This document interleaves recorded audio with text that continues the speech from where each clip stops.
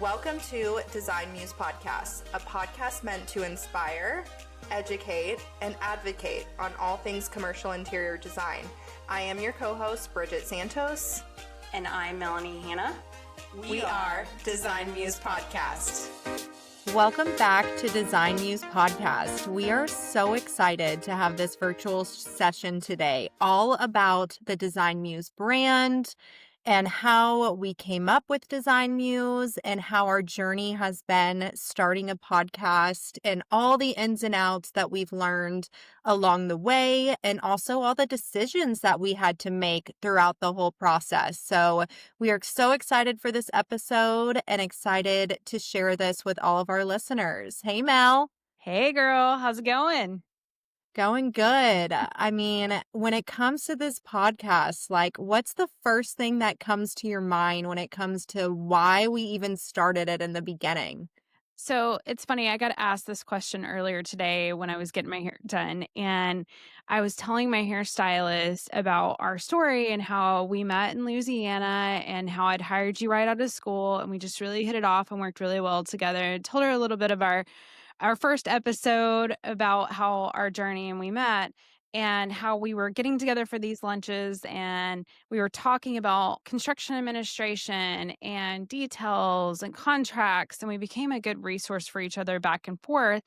And, one day when I got your text and you said, "Hey, do you want to start a podcast?" It was just instantaneously yes, right? So we explained a little bit of that in our first episode and our journey with that, but there was a lot that came with it. And as an interior designer, we didn't know exactly what we were stepping into with a podcast, which is the fun part, right? The learning and the lessons learned along the way. I think our biggest thing, starting from the very beginning, what we did is once we decided we were going to do this, we actually used Miro and we set up goals. And we still use it to this day to outline our podcast, outline just everything, our to-do list, our social media, our topics, who we want to bring on. But I think one of our first goals was who are we and our why. And that transposed in a lot of different ways. So we didn't skew each other's ideas, and it really was genuine. We dumped all these different ideas into Miro of words that meant something to us or phrases that meant something to us that we really thought would be relatable back to our mission and our values, which we didn't quite understand what that was yet, did we? And, it's kind of funny because as an interior designer, you always start with this concept, right? That you're pushing through in your whole project. And it's almost like we treated the podcast the same way. We started with this concept and this goal that we wanted to really advocate and educate on commercial design.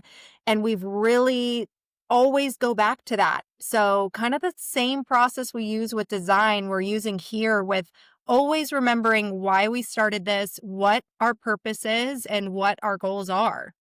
So speaking of that, with our goals, I think initially you and I felt like this was a really great creative outlet to be an advocate. So advocate was a really good word for us.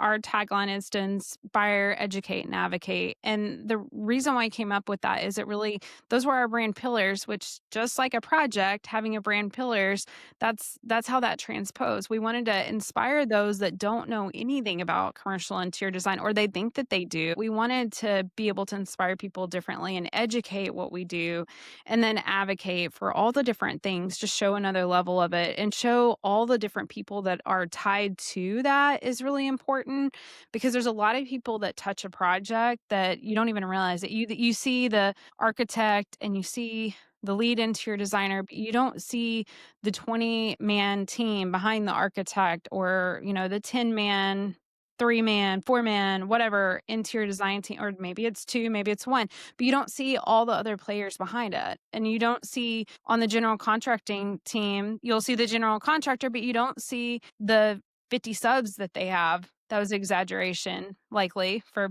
most projects, but there's different trades involved. So we wanted to be able to bring that to the table. And then I think also just provide another layer of networking group was another one of our goals.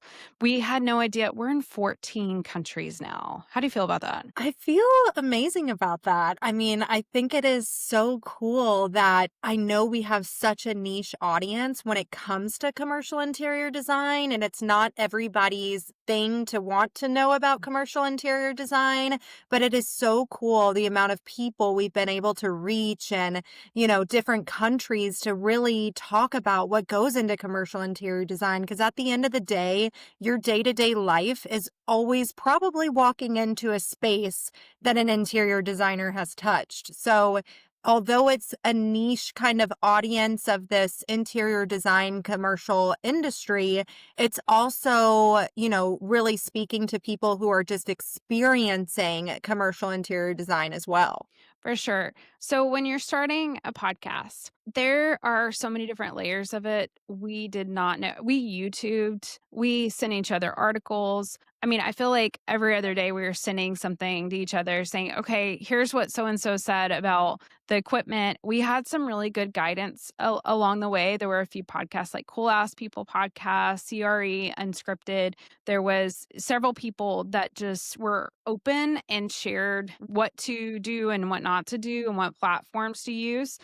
And so there were a lot of lessons learned along the way. But I think the first thing is you really have to choose your theme or your focus, because that becomes your brand identity. So people know us as we're going to bring anything to the commercial industry in different light to it and bring honest conversations. So that's what we're known for. Will that evolve over time? Likely, but at the core of it, that's what we're about, and that's what people are starting to know us as. Episode style is huge, so we had to really evaluate, and we've pivoted along the way. So we're doing virtual interviews now because we're both moms, we both run companies, we both are leaders, project managers, interiors. We wear a lot of different hats, and we're soccer moms on the side and hustling kids around. So we know that we can't always be in person. So that was one of our pivots along the way. But we wanted to have a one-on-one conversation between us co-hosts, but we also wanted to have an interview style. So when you're interviewing people, do your research on how you want to do it, because there's a storytelling aspect to it. Sometimes there's just candid conversations. There's a little bit of a hybrid. Sometimes you can have a panel discussion. And the one thing that we learned is audio is the hardest thing of the podcast. You have to have quality audio or you're going to have a heck of a time editing it. And we still struggle with that sometimes. And if you listen to our first podcast, just keep in mind we're interior designers first, and we've evolved over time. Yes, give us some grace on that first episode. Yeah. But I will say, it's been so cool to see the journey and how much better it's gotten every time. Because if there's one thing about me and Mel and Design Muse podcast is we're not going to stop until we get it right. And I think that's just a testament to the people we are, the way we work, the values that we share. But it's also important, you talked about interviews, style and how we're bringing people on. It was so important to us that people heard outside of our voices and saw all of the wavelengths of the industry, from developers to different sectors to everything. We really didn't want it to be all about us and all about our voices, but really about the commercial interior design industry as a whole. Yeah, that's very true, because that collective. We talked about that a little bit in our last episode with Kyle Bunting. If you haven't listened to it, go back and listen. It's phenomenal. We talk a lot about collaboration, and bringing all those third-party voices is an important part of that level of creativity of your brand. So I feel like that is very relative to who we are. One of the biggest things that we learned also is understand the length of the podcast. The first one, it did get kind of lengthy for us. I think we just dove right in. I'll be really honest with you. I don't think we looked up even how to use the equipment. We plugged it in and we said, let's go, girl. And that was just I mean, that's kind of who we are a little bit, is like, we're gonna test the waters, and then we're gonna evolve along the way. And I think that that's an important lesson learned. Bridget, I think you would agree with me on this, that, sometimes you just have to dive right in, and dive in scared, because I was a little nervous about trying to figure out this audio. And then we just dove in and we did it, and we thought, okay, all right, we got this. That was the hardest part, is diving in. And I think understanding your episode length is so important. So we no longer record over an hour. Our episodes that we record, and this is with cutting out stuff, we really want to stop at about 45 minutes. And it doesn't matter what episode, we don't want to go much longer than that. Some of them go a little bit longer, but once you get in your front end intro, your back end intro, it really starts to get kind of lengthy. So we never, from here on out, we're trying to stay under that 60-minute category. And that helps us do that with all the added things that you have to add in. And I think frequency too, right? So how often are you posting? I will say the frequency situation has probably been the most thing that we've adapted on throughout the process. I mean, we went from being like, we're going to record, this amount of times and do this amount of episodes. But at the end of the day, we kind of take what's thrown at us, what the listeners are wanting to hear, what the feedback is. And we're kind of, that kind of rolls into what we plan to talk about every episode, like how we're even mapping out these topics and these ideas that we're discussing. And a lot of it are late night texts between me and Mel saying, hey, I had this issue this week. I think it's something that we can bring up and really talk about and try to provide light to this situation. Or, hey, we've already brought on somebody who's on the, developer side. We've brought somebody on that's on a corporate sector design side. Let's bring in a great artist, Kyle Bunting, collaborator, who really just mixes it up and gives us a little bit different of a flavor. So I think it's important when you're mapping out your topics and figuring out what you want to talk about, that you keep that excitement and that flair between episode and episode. And I think one of the first things that we did is we just dove right in. And I remember one of our tech friends contacting me and saying, hey, Mel, this is amazing, but where's your intro? And I was like, I didn't even think about our intro. I thought it was just music and whatever, but really it is important to introduce the episode, not just dive in and banter a little bit back and forth, or describe what you're going to be talking about, introduce the person you're interviewing. So think about those different styles. We're evolving over time, like we mentioned. So sometimes we actually will go back and record that first intro part. And I'm not talking about the music intro. I'm talking about the intro to the episode of, hey, welcome back, that kind of thing. Here's what we're talking about today. And we'll record it after the fact, because we listen back and it's percolating different ideas that come up of things that might have been really important that we didn't plan on, because we want our conversations to be organic. We do go into it with a high level topic. Sometimes we've tried giving list of questions out, but what we've realized is that the best conversations come with keeping it high level. And that's different for everybody, right? So if someone asks us for specific questions, we will give them. But the high level topics have seemed to really make the conversations a lot more organic for us and our guest. And I think, creating a calendar of some sort. So going back to Miro, we actually have a calendar in there that is for our episodes. We try to stick to it as much as possible. We set a weekly meeting so that we always know that we have time to talk that's designated, because we're busy ladies.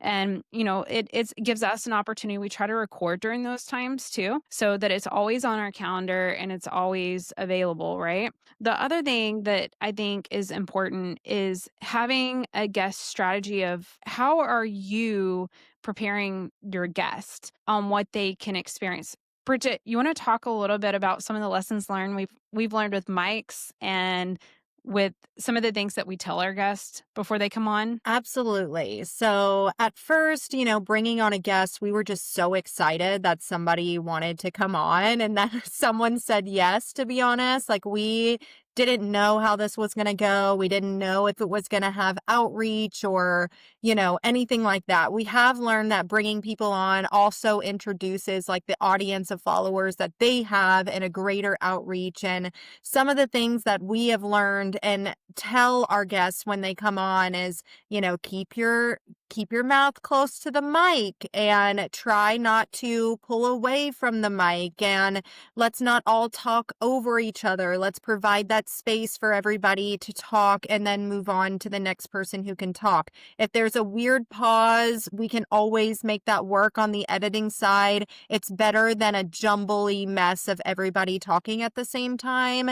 We always tell our guests, don't worry about the ums, the likes, all the things, because at the end of the day, there is amazing editing softwares out for that. We personally use Riverside, and we found such an amazing process with Riverside, and we even record directly into Riverside as well. And there's so many tools that can help with that. A lot of guests are nervous.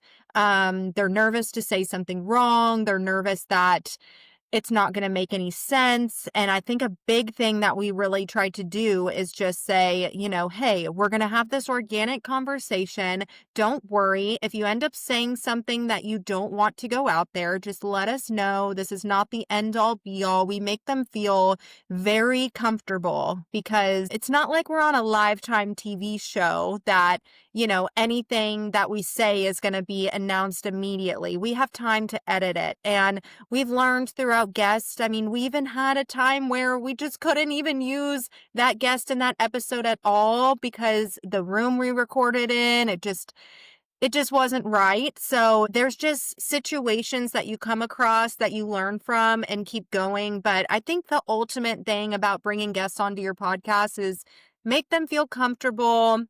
Sit in a chair, set them up in a situation where they're comfortable when they're sitting. They're not swaying back and forth constantly. They're not lean too back, lean too, all the things. So body placement, when you're comfortable when you're sitting, you're comfortable when you're talking. So at the end of the day, making your guest feel comfortable is, the ultimate goal. It really is. So some of the funny things, this is the first episode we recorded. I had these dangly earrings on. I didn't realize it. They're really not dangly. They were little gold hoops that had a little bead on them. And when I shook my head, because apparently I talk with my head and I move my head. So we were editing back, and all I could hear was this like ding, like you can hear it because you're so close to the mic. So we always tell guests to make sure that you're not wearing anything that jingles, because that's another thing. It's harder to edit out because it does pick up on that. Another thing that we had a really fun experience with, and I'm going to tell off,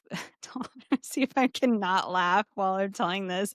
So Bridget and I, again, we're interior designers. We're not audio experts, right? So we have what's called, we get these mics out, and the first episode we had a little bit of acoustical issues.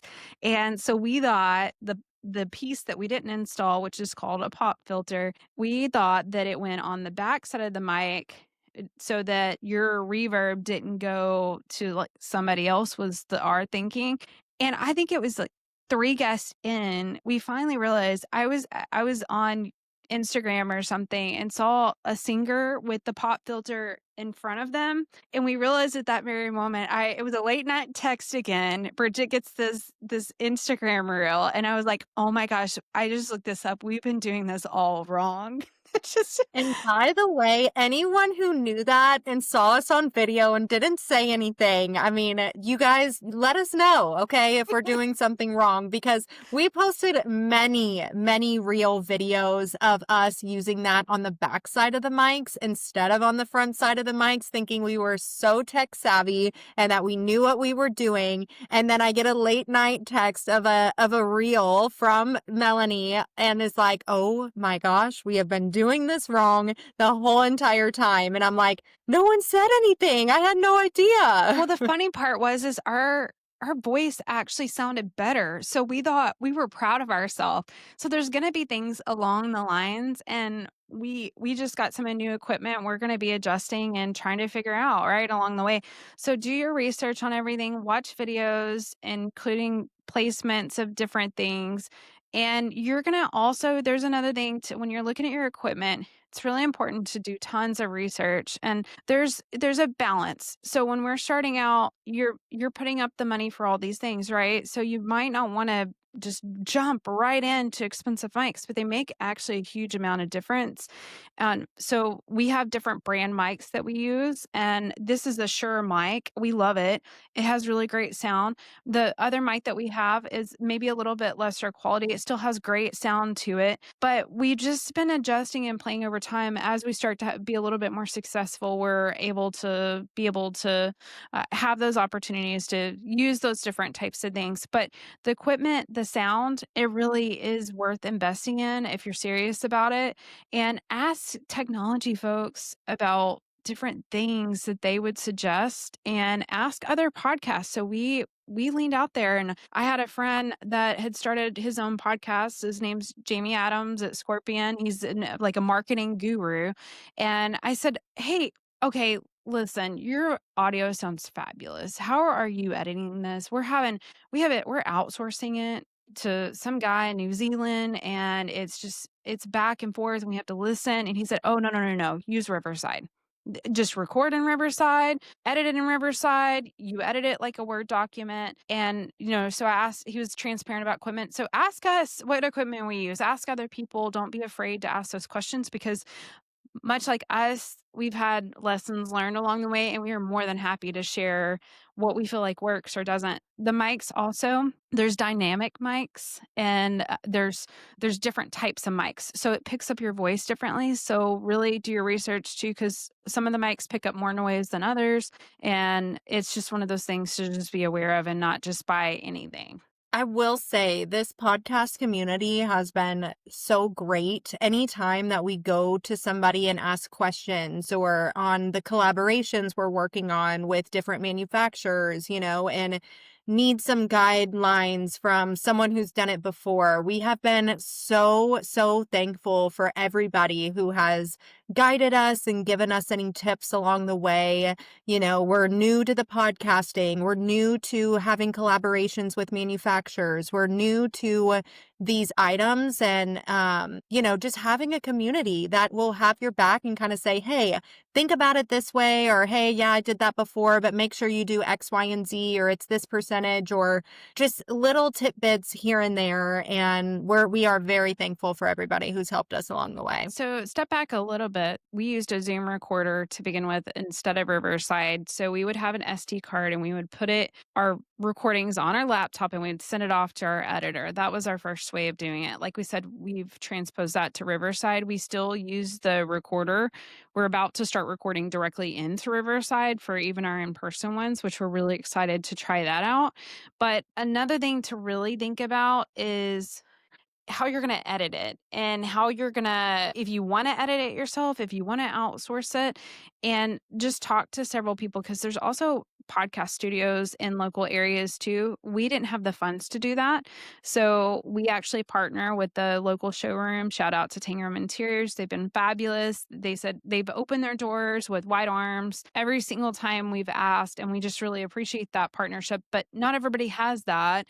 And so just make sure you're recording in a soundproofed room if you can, especially if you're not in an office or not at home, because it does make a difference on the sound quality for sure. Then once you have that audio, you're taking it, and you have to, there's layers. So it'll record it all together, and then it'll record each individual voice. So we'd highly recommend making sure you have each individual voice and editing it that way, because there's a lot of sound transfer that happens on certain mics. And so that's been the way that we've learned to be able to edit it out. And it has been super helpful to have me and Mel be able to kind of tag team this. There'll be times that I'm editing and I'm like, "Hey, listen to, 3313 on this time frame, just cannot figure out how to silence the X, Y, and Z, or how to figure it out." And having a partner that you can go to and say, "Hey, can you jump in there and just see what's going on?" and vice versa. It's been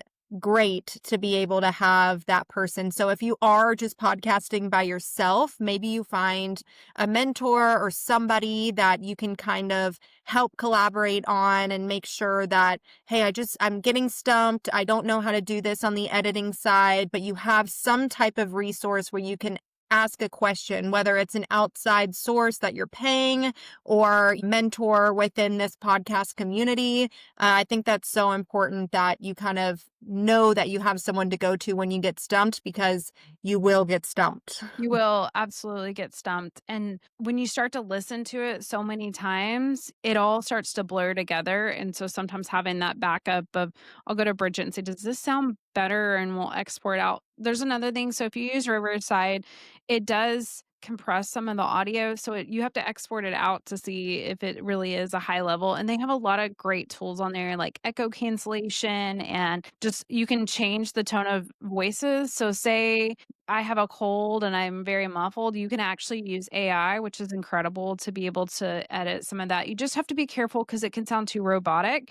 So we try not to edit out too much. We do edit out big pauses, big ums, things of that nature. But it when it comes down to it, it really honestly sounds better, more natural. And so we'll actually take on an entire chunk of a topic versus taking out just ums if we can't get it to sound correctly. I totally agree. And nobody wants to listen to a robot. We're humans here talking, so it needs to sound like humans. We're not perfect. We say like, we say we say so. It's fine sometimes, but of course you want to edit it to a point where it's smooth and it's an easy listen. But the most organic episodes have been the best for us, and really just focusing on our topics and being able to not have quite as much editing in the background. That's one thing. After you do it a couple of times, you know certain things not to do because you know you're going to have to spend the time to go edit it. You just pick up along the way and you just learn along the way. So that's been super helpful as well. Let's talk about intro and outro. Bridget and I went back and forth on this because your music you pick is a vibe and it tells a lot about who you are. So we wanted something that was spunky, creative. That was a really hard thing for us because we didn't really understand at the time. We were trying to figure out what music we could and couldn't use because there's copyrights on things and trademarks. We actually were able to find one that, and we actually tag as this is that music. So eventually if we take off, we may have to look at a different route on that. But if you're not like Taylor Swift famous, there are resources out there where you can get free or almost free where you're just spending a little bit, but you need to make sure you can't just steal any kind of music. And you need to make sure it's appropriate for a podcast, and it's also doesn't have copyrights that are associated with it. When we upload to Buzzsprout, is what we use for our platform. When we upload to it, we actually have a tag that's the same exact, giving that person credit for that music. And that's really, really important. Don't overlook that. We looked to a professional, to the person that was editing our episodes originally. He actually created our intro and outro for us, and we reuse those every time now. So it made it a little bit easier. If you are working with somebody, go ahead and ask them to export out your intro and outro so you have it just in case you decide to pivot like we did. Exactly. And I think pivoting along the way is what has kind of gotten us to the point today. And by no means are we experts and can tell you exactly the way things are done, because we are learning every single episode and learning every single time. But I will say with the music, I'm like, oh yeah, let's do like Thunderstruck as our, and then it's like, oh wait, no, you cannot do that. But there are websites and all the things out there where there's specific podcast intro, outro, and that helped guide us along the way. But that was definitely one of the things that I was like, wasn't expecting to run into that, but makes a lot of It sense. wasn't on my I just didn't radar. think of it. Yeah, No. exactly. It just wasn't. And so that's a decision you have to make. Much like interior design, we make hundreds of decisions. The podcast is very similar to that. We had mentioned earlier about brand and Design Muse brand, what we wanted it to be. And so from the very, very beginning, we were not going to be not intentional. So our branding, our color palette, our fonts, our logo, our emblem. It's all intentional. It's all related. It's all part of our story and our ethos. And with that, we decided to use Canva as a platform. We set up our brand standards within Canva. We pivot sometimes and we test the waters on certain things. But for the most part, we stay within our color palette. We're trying to stay within the release of Meet the Muse post is the same as it was day one. Will we pivot along the way? Sure.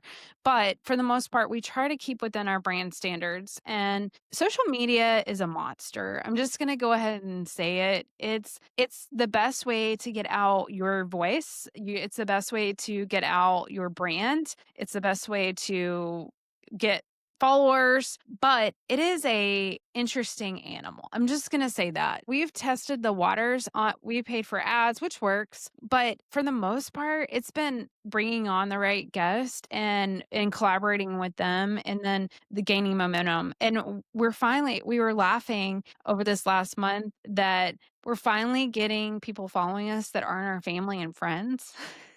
It's a huge step. It's huge. Yeah. And so it's growing every day, but I think also you have to know like what your intent is. So you're not going to go into podcasting and make money day one. A lot of people say you'll start making money after that year mark because you have intentional guests, you have that momentum. And some people luck out, and that's great. We're not necessarily doing it for the money. We're doing it for the advocacy and the creative joy of doing it. We've kind of kept that in mind this entire time. And so when we've paused for a minute and we haven't stayed on our posting schedule, it's not a race to us. And it's more about getting it right than anything. Right. And one thing that we talked about when we were bringing guests on, to your point, is we were getting a little stressed out about who was going to come on and is this the right person to come on and do they represent our brand and what we're trying to do. And then we just stopped one day and said, let's just take a breath. And we're only going to bring on people who we are 100% for sure know, then there's no question asked. So you have, to Mel's point, like make sure that you stay within your original concept of the podcast. You always have to go back to, why are we doing this? Let's not just bring on anybody to talk. And we don't want a negative atmosphere. We don't want to come on here and talk negatively. We just wanted a certain style. And we found that out through time. We had to take a little breath and a little pause to say, okay, that's not the route we want to go. We want to only bring people on that are 100%. And from there, we'll just do both of us sessions. We don't have to have someone come on every single time because it does have stress to it. You want to make sure they're taken care of. We want to make sure to give them a little gift. We want to make sure that they feel the Design Muse experience. And that's super important for us. I would say me and Mel are pretty much perfectionists. So this process, we have learned to provide ourselves grace and just the podcast in general grace, and just know that it's not going to be perfect. You're going to stutter. You're going to say some words weird. You're not going to look right on camera.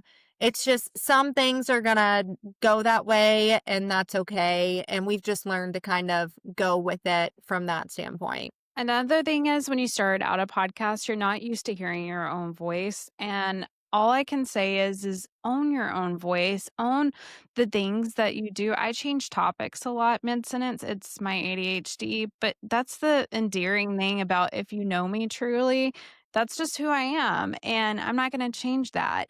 We started to really just make sure that we're really thinking about not overthinking the editing part, but really having core values of topics that really mean something and that people want to hear, that they're going to get something out of. And so moving on, so you basically record all this, you do all these different steps, right? And now we talked a little bit about hosting. So when you go to host, there's a lot of different websites you can go to. We chose Buzzsprout because it seemed like it was easy enough.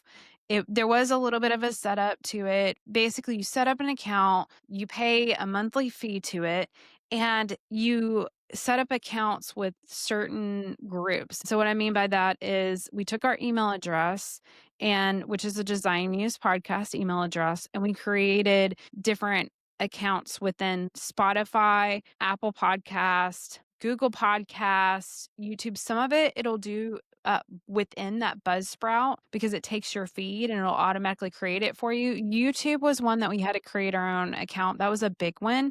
And that way we also can upload videos to it, and it kind of keeps its own data, if that makes sense. It won't actually give you all the data from YouTube to Buzzsprout. And that was just a choice we made on this, but it does get very confusing. So please reach out if you have any questions on it. So Spotify and Apple, once you're approved, which is usually the 24-hour period, because we were kind of confused about that too, is you upload it, how long do you wait? And really, it's really, really quick once you do your first one. So you have to wait 24 to 48 hours typically for the first one of getting approved on all the sites, and then you're good to go.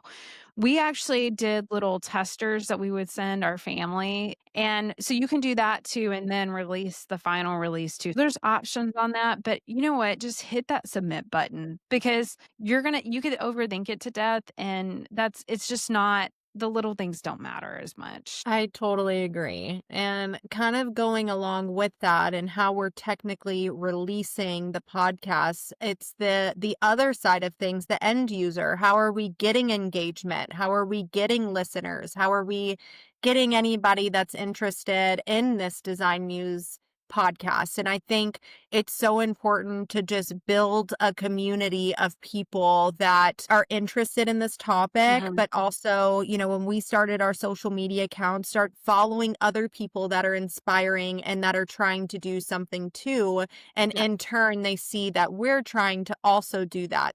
I think that's super important with the end goal of the listener and your growth and your engagement into. Because at the end of the day, of course, we would love to monetize this podcast and make sure that our time is well spent and that we're getting collaborations and we're getting something after it. But at the end of the day, like Mel said, our reason for this was just to advocate and educate. So if none of that came, we still would love to be doing what we're doing with Design Muse podcast. We love the community that we're creating within Design Muse podcast, from all the muses and meet the muses. And we hope that one day we get all the muses together once a year to do some type of an event. I mean, we just love the community and the outreach that we've been able to engage with. And that's really a networking tool at the end of the day. It really is. And I think with that being said, I've also learned a lot from our muses. And I think a good way for us to end today is to recap a little bit of that. So for me, with Christina Fisher with Toll Brothers was one of our first muses. And God bless her for trusting us to come on and be our first muse. That woman is amazing. And if you have not listened to that episode, go back because it is packed full with energy and just inspiration. The biggest thing that I learned from her was really just being so passionate, because she talked about how it was so natural for her early on to be collaborating and designing and all the architecture stuff. And her story along the way, she made reference to it was just so easy when we were collaborating. It's because she is so passionate about what she does.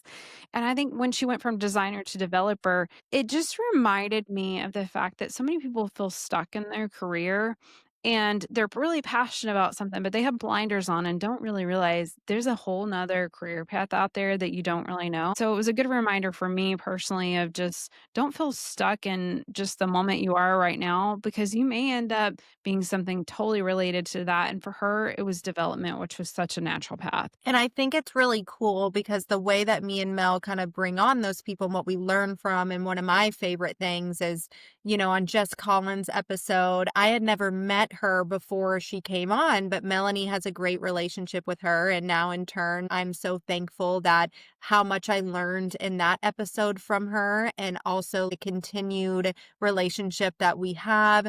She said something that stuck with me to my core in that episode. It was something simple, not even related to interior design. It kind of had to do with more of the management style that she approaches. And she said, just because someone doesn't have kids or a family doesn't mean that they don't deserve the same amount of time off or the same amount of grace to do the things that you would allow somebody to have kids and a family with.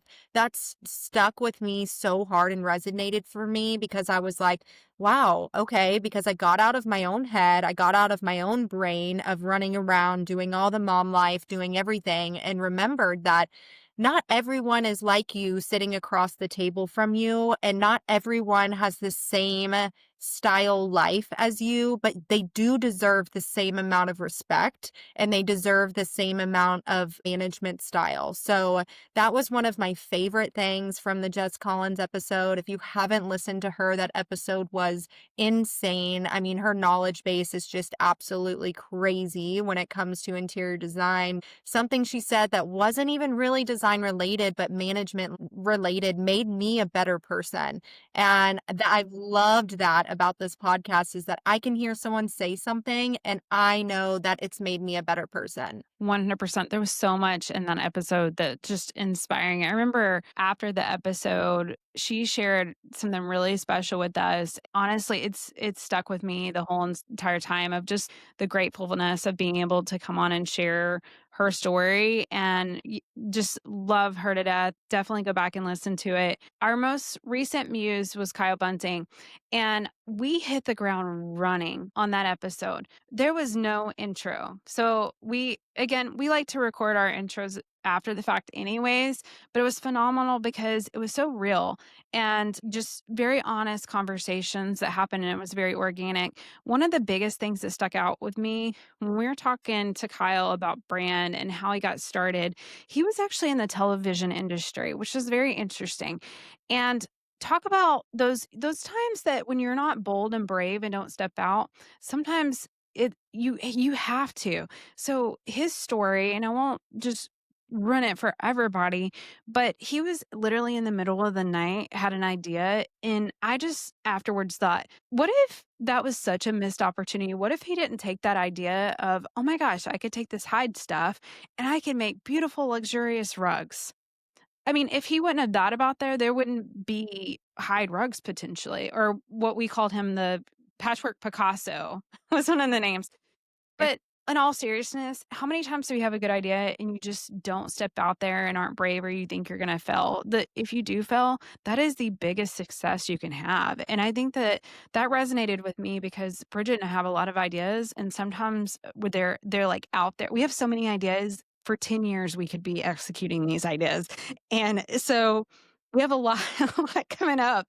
We have a lot of exciting things, but I just think about, what if one of those ideas was the next big idea and we didn't execute on it, we didn't lean into it, we didn't explore it, then it would never be of existence. And so I just think that always remember that. Always remember that, just at least explore it. At least don't let it just like shelf it in the middle of the night. Really, write it down and look into it, because it could be the next biggest best thing. I think at the end of the day, we just talked about some of the greatest experiences and things that we've learned from having a podcast. And it just shows that even though we are a commercial interior design podcast, everything we just mentioned has to do with holistically your life and just decisions you're making, or management style, or thinking about things different ways, not necessarily the technical detail that Jess was talking to us about, or, that Kyle was explaining with his rugs or anything like that, but more or less these big picture ideas that can stick with you no matter if you are in this industry or not. And that's something that, when it comes to outreach, I think really is a great point to have. For sure. And there's a lot of different ways to look at all of this. And we hope you learned something today or were inspired. Something sparked some creative thoughts for you. And we're just really excited to share our story and how the life of a design muse, how it all came, where we're at, and where we're headed. And we can't thank you guys enough for listening and following along. And we have a lot of exciting collaborations coming up, and we can't wait to share them all with you. Until next time, toodaloos.